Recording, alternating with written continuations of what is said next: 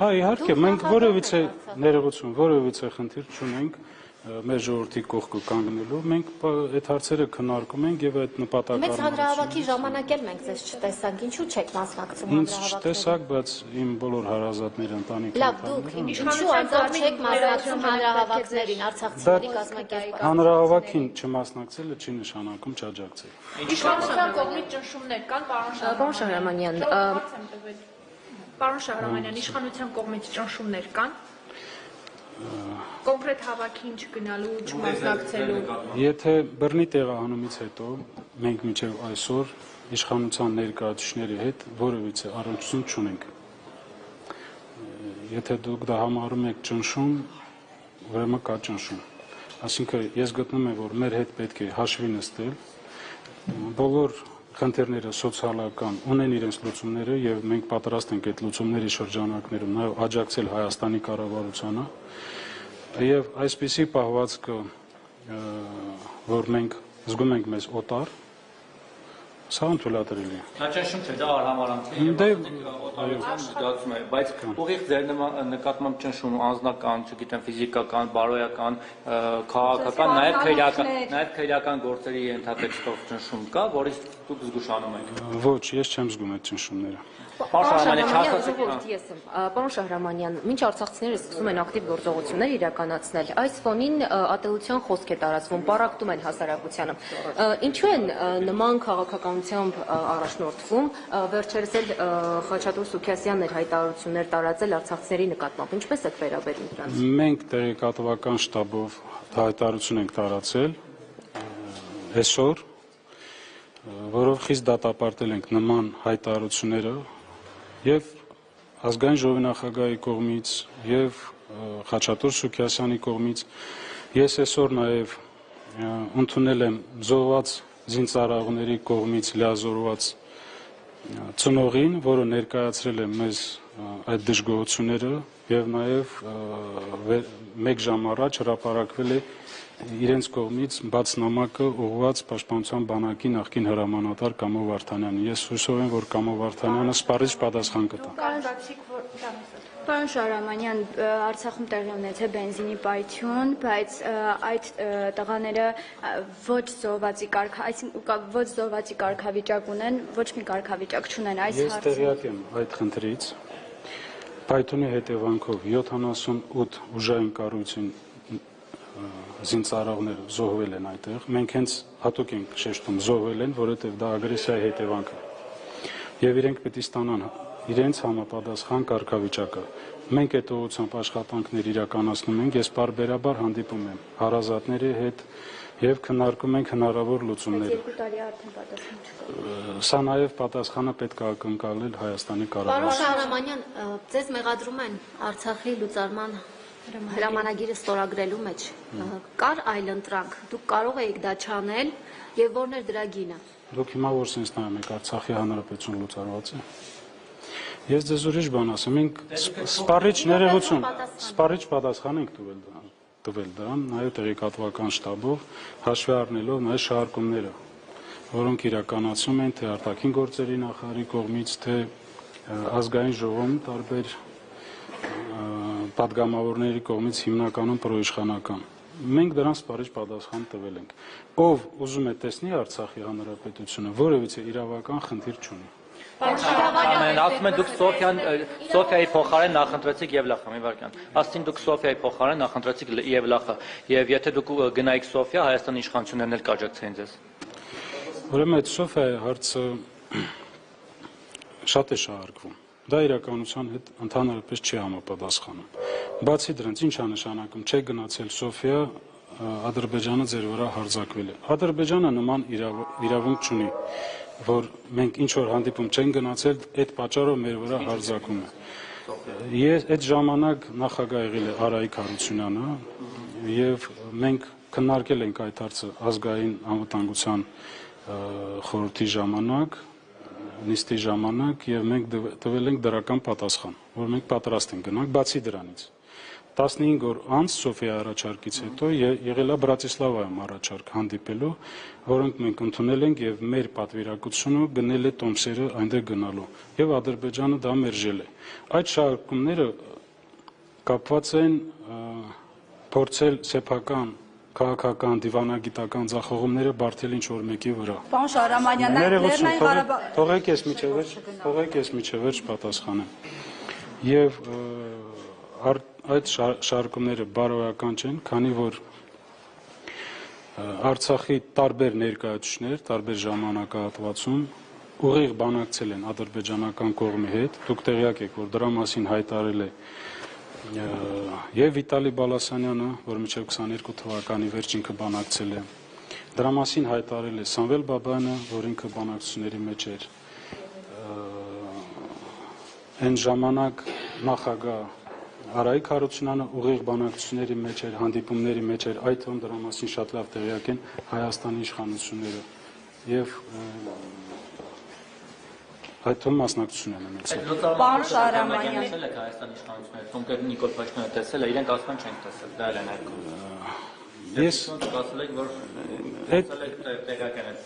այդ լուծարման հետ կապված գործընթացին կցանկանա այսօր չկենտրոնանանք, որովհետև ես տվել եմ պատասխան։ Դրանից ավել շարքումները կարող են վնաս հասցնել։ Պարոն Շահրամանյան, շարունակելով նայեք այս համատեքստը, ձեզ մեղադրում են լուծարման մեջ հանրապետությունը, բայց այսօր առաջին ամբիոնից թիվ 1 խոսափողը Փաշինյանը պարբերաբար հայտարարում է Լեռնային Ղարաբաղի էջը փակելու մասին, բոլոր հայտարարություններում նշում է անգամ հակամարտության մասին փաստող ԵԱՀԿ Մինսկի խմբի ձևաչափն է դեմ չէ, որ դա էլ այսպես փակվի եւ անցնի պատմության գիրկը։ Այս համատեքստում նախ ձեր գնահատականը հնչող հայտարարությունների վերաբերյալ Արցախի էջը փակելու եւ հետագայի վերաբերյալ ինչպես եք տեսնում այս դեպքում հայկական Արցախի էջը վերաբացելու հարցը, ինչ աշխատանքներ պիտի տարվի։ Արցախի էջը չի կարելի համարել փակված, մինչեւ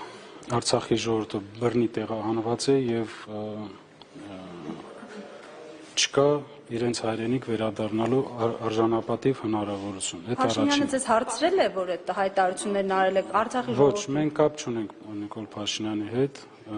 ինչ վերաբերում է Մինսկի խմբի լուծարմանը, մենք իհարկե դրան դեմ ենք, որովհետև դա միակ միջազգային հարթակն է, որը ստեղծվել է հենց հակամարտությունը լուծելու համար։ Այդ որոշումները Արցախի էջը փակելու, Մինսկի խումբը լուծարելու դա հայտարարում է Հայաստանի իշխանությունները եւ ես ակնկալում եմ նաեւ Հայաստանի քաղաքացիների արձագանքը։ Իսկ դուք հետաքրքրվել եք ինչու հայտարարությունը, երբ Արցախի ժողովրդի համար լավ պիտի լինի Ադրբեջանի ժողովրդի եւ Հայաստանի ժողովրդի, այնտեղից սղեցին արցախցիների հարցը։ Հետաքրքրվել եք օրինակ հայկական իշխանական շրջանակներից, եթե ոչ Փաշինյանից, ինչու ձեզ համար այդպես էլ լավ չեղավ։ Չէ, այդ հարցերը ես խնդրում եմ ուղղակի։ Պարոն Շահրամանյան, դուք ասում եք, որ Արցախի էջը փակված չէ, բայց Նիկոլ Փաշինյանը ուղիղ տեքստով նաեւ արտահայտվել եւ ասել է, որ Հայաստանում երկրորդ կառավարություն չի կարող լինել, վտարանդի կառավարություն չի կարող լինել։ Մենք դրա հետ համաձայն ենք։ Չկա Հայաստանի Հանրապետությունում երկրորդ կառավարություն, կա մեկ Հայաստանի Հանրապետության կառավարություն։ Մենք երբևիցե մեզ չենք համարում, որ մենք Հայաստանի կառավարություն ենք։ Մենք Չէ, դուք քանի որ ասում եք Արցախի Հանրապետությունը լուծարված տեսնում եք, ես այդ կոնտեքստում եմ հարցնում։ Այդ դեպքում, եթե իրենք համաձայն չեն եւ ձեր հետ որևէ քննարկման իրենք չեն գնում, ինչպես եք պատկերացնում այդ աշխատանքը։ Մեր ճանապարհը ունենալ հայկական Արցախ,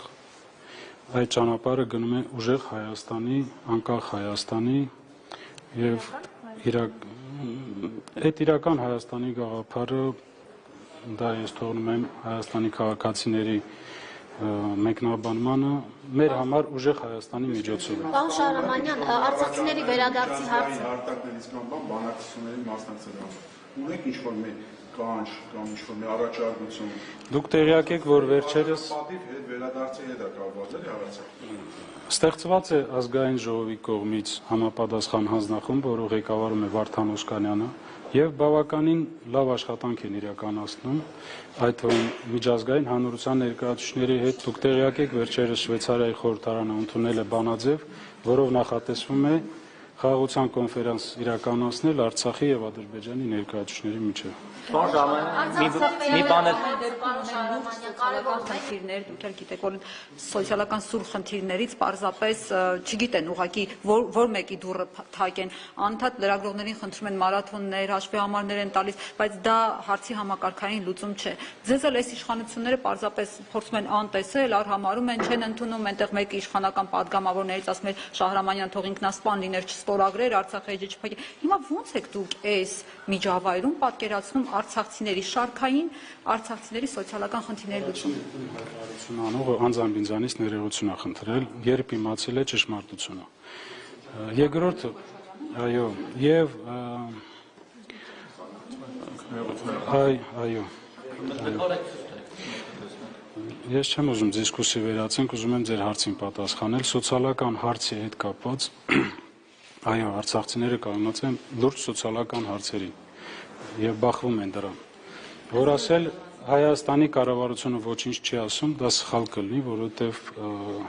լուրջ ֆինանսական միջոցներ են ուղղվում այդ ուղղությամբ, բայց դա բավարար չէ, որպեսզի արցախցիները արժանապատիվ կարողանան ինտեգրվել եւ շարունակել ապրել Հայաստանի Հանրապետությունը։ Ես նաեւ գիտեմ այդ հարցն էլ կառաջանա ձեր մոտ, արցախցիները իրենց համարում են Հայաստանի քաղաքացի, որովհետեւ իրենք ունեն համապատասխան անձնագրեր եւ ոչինչով չեն տարբերում Հայաստանի քաղաքացիներից։ Պարոն Շահրամանյան, սրա հետ կապված անգամ հանրայինի եթերում Գեգամ Ստեփանյանի հետ հարցազրույցի ընթացքում ասում են հələ մի հատ դարեք Հայաստանի Հանրապետության քաղաքացիներ նոր Հայաստանի կառավարությունից ինչ որ բան պահանջեք, ընդունում եք։ Ներողություն։ Ես ուզում եմ ուշադրել, ես ին վրա օրինակը կբերեմ, ես հանդիսանում եմ Հայաստանի Հանրապետության ազգային անվտանգության ծառայության թոշակառու։ Ես ունեմ Հայաստանի Հանրապետության քաղաքացուն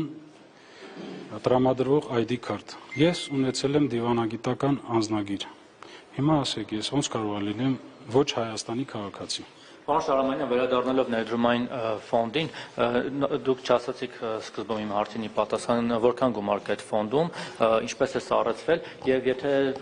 եւ դուք առաջարկում եք գնալ ժամը 10-ին հավաքվել, նախ հավաքվել ձեզ մոտ, հետո գնաք ինչ-որ խմբով դատախազություն եւ դիմել եք, որ դատախազը ձեզ ընդունի, թե ոնց եք պատկերացնում։ Նայեք, ես նշել եմ, որ բազմաթիվ անգամ հանդիպել եմ նախաձեռնող խմբի հետ։ Նախ ինչքան գումար կա։ Ներդրումային հիմնադրամի գումարները այս պահին սառեցված են, հստակ թիվ չեմ կարող ասեմ, բայց նաև կա ընդհանուր բյուջետային մնացորդները եղել են մոտ 1.4 միլիարդի կարգի։ Իսկ հիմա։ Հիմա չէ, դա ես ասում եմ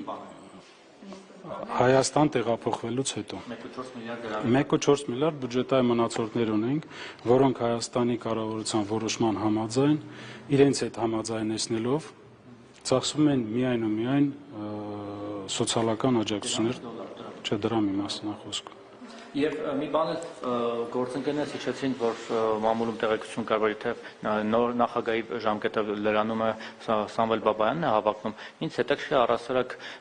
հանձնված պետության այդ նախագահի պաշտոնը ինչքանով է կարևորել եւ եթե գա ժամկետը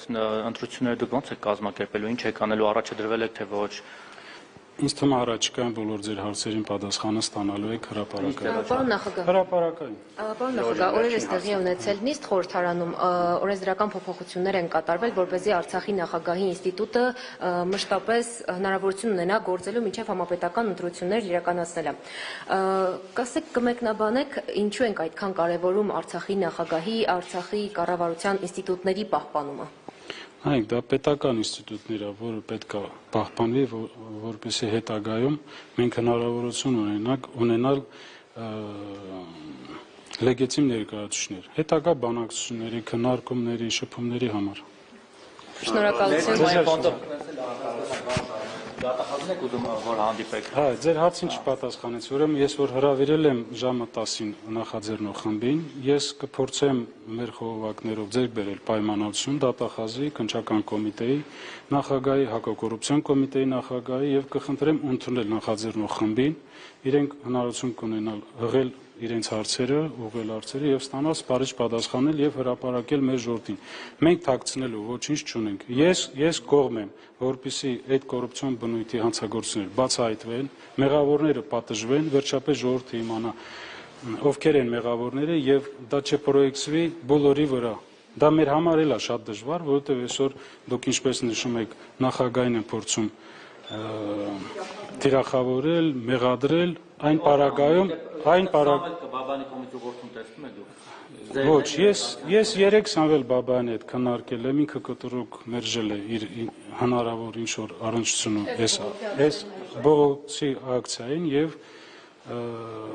տարածել է համապատասխան հայտարարություն։ Ինձ թվում է մնացած հարցերը լավ կլինի ուղղեք իրար։ Ատելություն ենք հարազում արցախցիների հանդեպ, ինչու դուք որպես Արցախի նախագահ կոշտ եւ կոպիտ պատասխան չեք տալիս։ Ես այդ հարցին պատասխանեցի, որ մենք դատապարտում ենք եւ ովքեր այդ նման հայտարարություն անում են,